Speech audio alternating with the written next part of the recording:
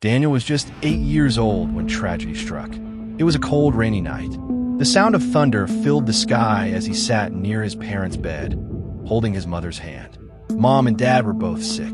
There was no money for medicine. That night, both of them took their last breath, and Daniel's world fell silent. He was taken to an orphanage, lonely, scared, and confused. But little did he know that deep inside him, something divine was waiting to be awakened. Years passed. Daniel became a quiet young man, working as a carpenter in a small town. He never complained, but life wasn't easy. He often helped sick children at the orphanage, praying for them with tears in his eyes. One day, a little boy named Sam was burning with fever. Daniel held his hand and whispered, "God, please help this child." Moments later, Sam's fever disappeared. Everyone thought it was luck. Even Daniel himself didn't understand what just happened. One Sunday morning, Daniel met Grace, a young woman full of life and faith. She had come to town to teach at the local school. Grace noticed something different about Daniel: his kindness, his calmness, and his deep connection with prayer. They became close friends. She often encouraged him to come to church.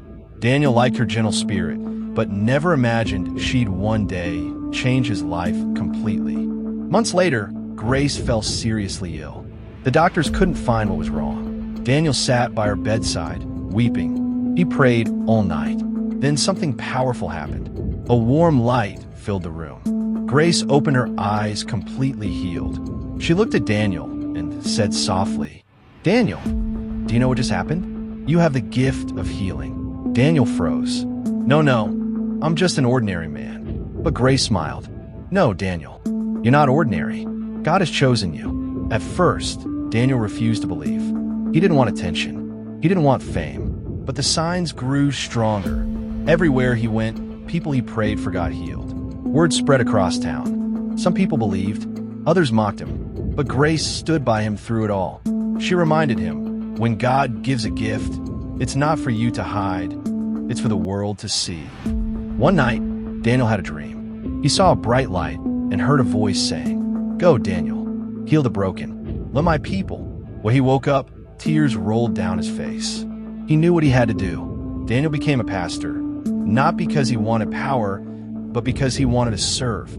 Grace became his partner in the ministry, and soon his wife. Together, they traveled from town to town preaching, praying, and healing in Jesus' name. Blind eyes opened, the lame walked, diseases disappeared. But more than the miracles, hearts were changed. People saw love, not fame. They saw faith, not fear. Grace often said, "The true miracle isn't the healing of the body, but the healing of the soul." And Daniel always replied with a smile, "You're right, my love. But even those with great faith are tested." One day, a powerful storm destroyed their small church. Daniel and Grace had nowhere to preach. People said, "The miracles are over." But Daniel lifted his hands to the sky and said, "The church is not a building, it's the people. God's power lives in us." And right there, in the open field, he prayed, and the rain stopped. That moment, hundreds knelt on the wet grass and gave their lives to Christ. Years later, Daniel and Grace built a new church, the House of Grace.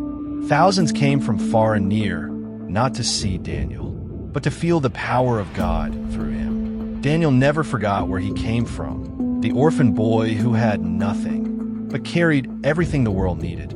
Daniel's story reminds us of one simple truth. You may feel broken, forgotten, or small, but when God places a gift inside you, no pain, no past, and no fear can stop it. Like Daniel, your story isn't over, it's just beginning. All you need is to believe. If this story touched your heart, don't forget to like, share, and subscribe for more inspirational stories like this.